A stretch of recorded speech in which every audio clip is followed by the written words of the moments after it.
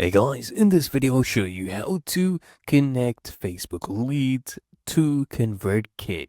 Now you can use an integration tool such as Zapier.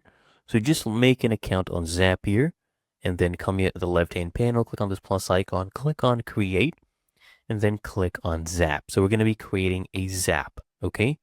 And then all you need to do right here is choose a trigger and then choose an action.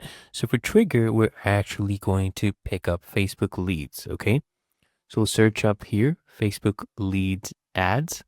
So just go ahead and click on this, and then we will need to log in, okay? So make sure you choose an trigger event right here. For example, a new lead. So this will basically trigger when a new lead is created in Facebook lead ads. And then for account, just need to sign in. So click right there on sign in.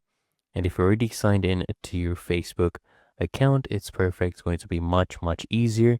Just click here on continue and just give Zapier access to your Facebook account. Okay. So there we go. We've clicked on that and now we are logged in.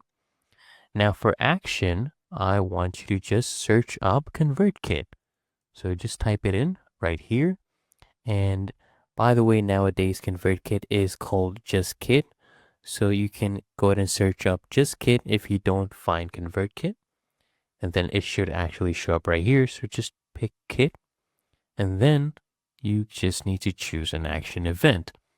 So in this case, for example, would be to add a subscriber to a form.